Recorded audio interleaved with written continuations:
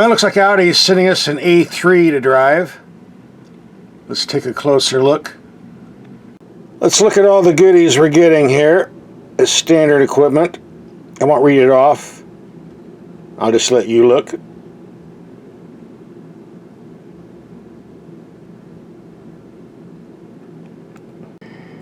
That's going to cost you $35,900, but wait, there's more. There's always more. Alright, $595 for extra paint. Premium Plus package. That's not cheap. Technology package. That's not cheap. What else we got here? Running up. Total tab 44440. Taxes not included. At least we're getting a genuine German car made in a German factory by German workers, not third world countries, so that's usually worth a few extra bucks. This is one of the first vehicles off the production line, not for sale, just for important VIPs like me. Okay, we're at our garage test facility. Let's open the door, roll this Audi out, see what it looks like. Personally, I think all Audis look alike, but I like the styling, so it doesn't matter to me. Actually, it's an advantage because the inexpensive Audis look just as good as the very expensive Audis. If you own a less expensive Audi, you can't complain about that. And the side view. And the rear view. Shipped it all the way from Michigan, just for us. This A3 comes in two-wheel drive or all-wheel drive, and if you have the Quattro emblem on the back, that means all-wheel drive. As we do with all of our videos, we're going to take the headlights out in the dark and see how they perform. In fact, we already did that, and here's a preview of what's coming up. Rattlesnake. Good thing this Audi has good headlights. Uh-oh. Say hi to YouTube. Oh, he's getting ready to bite me. Don't do that, I'll end up being dead, won't be able to enjoy my Audi A3. Come on dude, get out of the road or I'm going to run you over. So here we go, another rattlesnake. How many do we have out here tonight? Good thing I'm not walking. Come on, move. And as always, we check to see if there's a spare tire. We got a donut back here.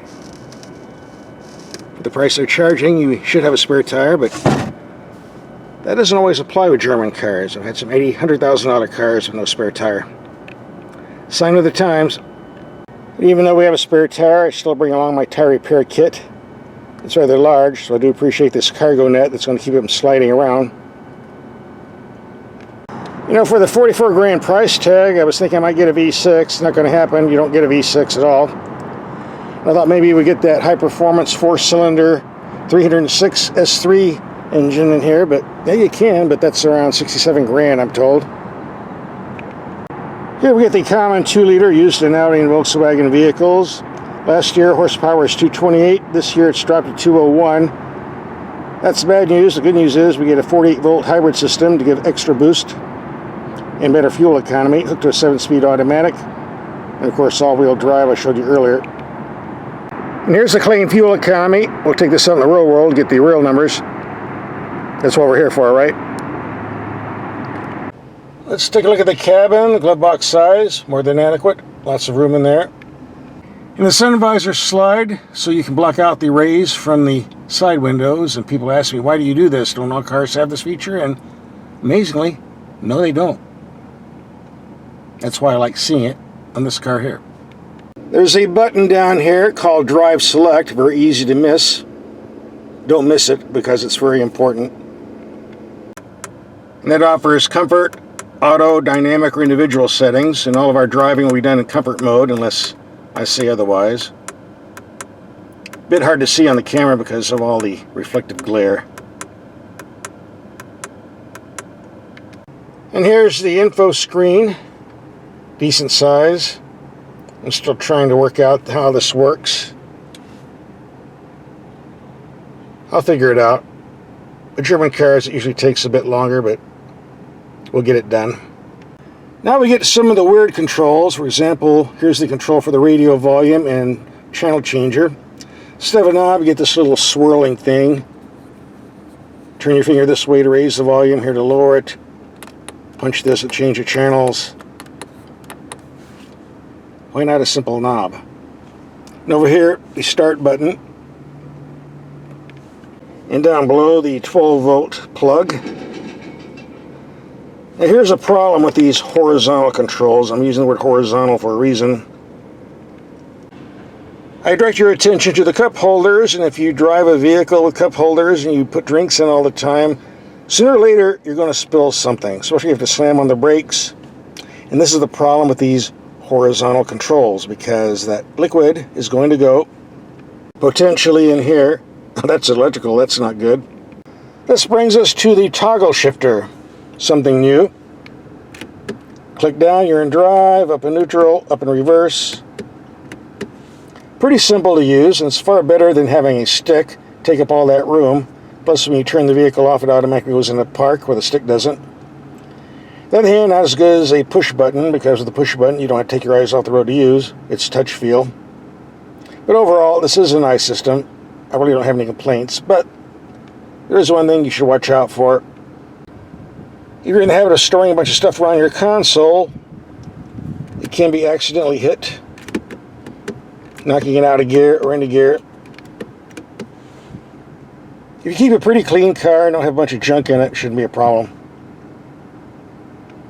Some drivers prefer a stick shift on an automatic transmission because some gearboxes have a manual override, allowing the driver to choose gears manually, but you can do that here. That's what the paddle shifters are for, here on the steering wheel, where they belong, not on the steering column like the Italians do, which is a dumb place to put them. They need to be on the steering wheel. They can always be reached. And here's what the rear view camera looks like when you put it in reverse. Not the biggest picture I've ever seen, but very clear. Works good enough for me. We have a very nice gauge cluster too, by the way, which shows the vehicle has been in the fleet for 717 miles, averaging 30.4 miles to the gallon. And the trip we did today, mainly driving in city traffic, 23 to the gallon. We'll have more figures coming up for you, preferably a highway trip coming up. Alright, enough show and tell. Let's take this out, part 2, and do some driving. And the first thing I want to discuss is ride quality. The higher the tire pressure, the better the fuel economy. So Audi's recommending a very, very high 45 pounds in the front and 42 in the rear. I suspect that's going to improve handling and economy, but as far as the ride quality, I don't know. I've been driving this all morning on rough pavement, and there's a lot of noise being generated from these tires. Not the smoothest car I've ever driven. As we do in all of our videos, we're going to take some mild speed humps of 15 miles per hour, see how the suspension performs in impact. I see we have a few potholes here too. So let's give it a go. Take it easy over the potholes. Ugh, that was 5 miles per hour. Felt that. Number 1. Not too bad considering the tire pressures. Number 2. Number 3. And the big one. It's pretty nasty.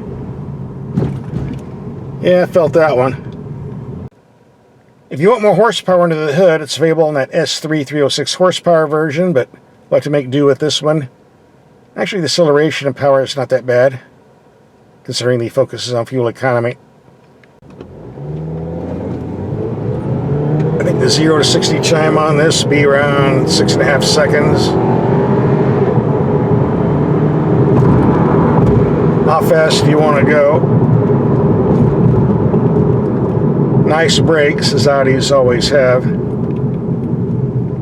Overall, this is a very well-designed suspension. Does a pretty good job absorbing impacts. That's the good news. But even though we did pretty good on the speed bumps, if you're driving on pavement that's extremely rough, the high tire pressures transmit all that rumbling right up into the cabin. It gets kind of annoying after a while, but I suspect I'm going to get used to it. Again, you can adjust the tire pressures to your liking when you buy the vehicle. We're going to reset the mileage computer, take a highway trip, so we can bump the numbers up. On the highway, 70 mile per hour cruising, the suspension does a pretty good job absorbing impacts as well as the speed bumps, but again, at 45 pounds, the rumbling noise from these tires gets to be a bit annoying. On very, very long trips, I would think even more so.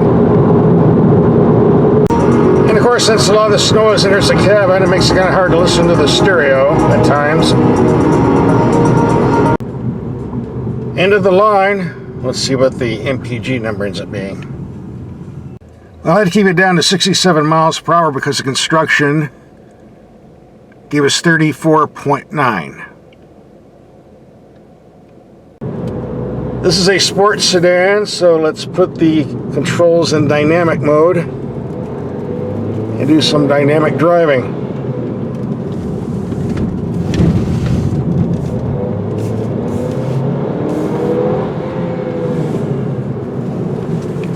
It's on roads like this that paddle shifters work very well if you want to choose your gears manually. With that being said, if you have the automatic transmission in dynamic mode, the gearbox is going to be a little bit smarter than you are. We'll always choose the right gear at the right moment. One advantage I've always liked about Audi transmissions. Automatic transmissions, that is. The power steering on this car is very light. Not much feedback or feel, but it's extremely quick. It's exactly what you want on a road like this. So I'm not complaining. Even though I'm not impressed with this car's horsepower output on the street, it does to me enough for taking these corners on the backcountry roads. And there does seem to be more torque than the previous motor.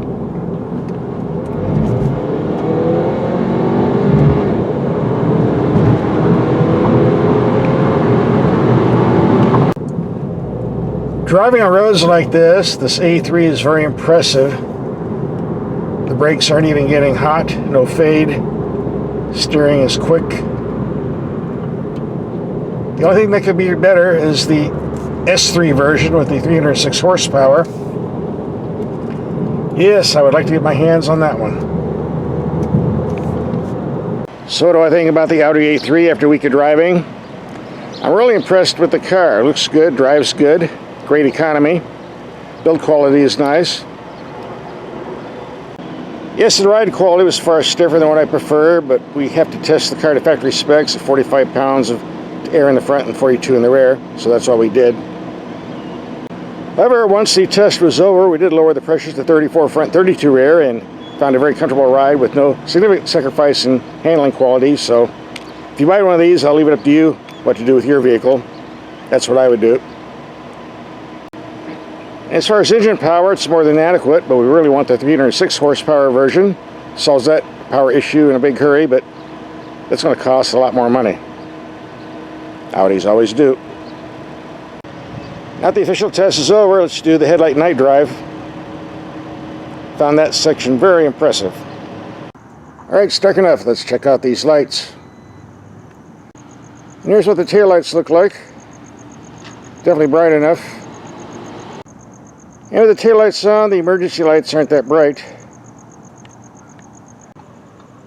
Have the emergency lights on the outside mirror. Reasonably bright in front. And now with the headlights off, yeah, now we can see the emergency lights. Very, very bright. Especially from the side. Definitely brighter in the rear. With the transmission reverse, this is what we see.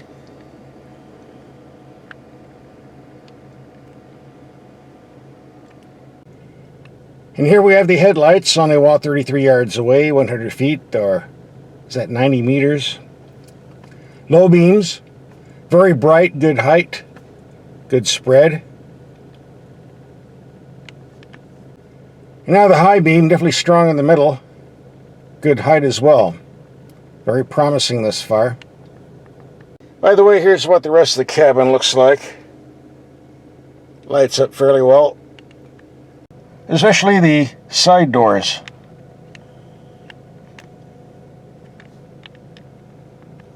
And the gauge cluster and controls on the steering wheel. So let's look down the street and see what the high beams do.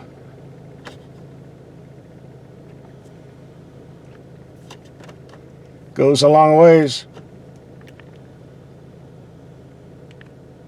Like most European cars, especially Germans, the auto-dimming mirror cannot be turned off, which means you're driving city traffic, got blacked out glass, and I don't like that feature. You put a piece of tape over the sensor hole, which should be right there, you can turn it off. On the highway, these high beam lights do a pretty good job of lighting up the signs down the road. Now we're out here in the country, a long stretch of road. Very good on the low beam. And on the high beam we can see signs over a quarter mile away. Even on the low beam you get a small reflection.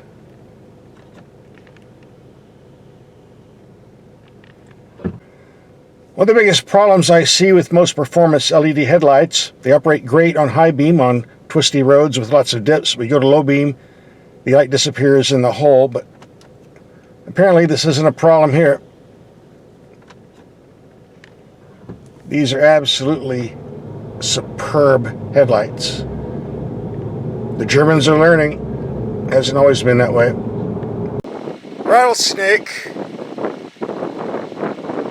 Good thing this Audi has good headlights. Uh-oh. Say hi to YouTube. Oh, he's getting ready to bite me. Don't do that. I'll end up being dead. Won't be able to enjoy my Audi A3. Come on, dude. Get out of the road or I'm going to run you over. So here we go. Another rattlesnake. How many do we have out here tonight? Good thing I'm not walking. Come on, move.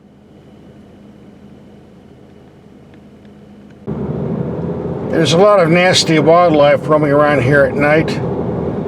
Mainly mountain lions and skunks. So it's always handy to have a good set of headlights, especially when taking corners, so you don't hit something you don't want to. Alright, here's the ultimate headlight test. If we can see the jail sign from a distance of 25 yards away, we're doing good. We can do it on high beam. Let's try on low beam. Wow, still do it. I'd say the headlight system we have here passed with flying colors.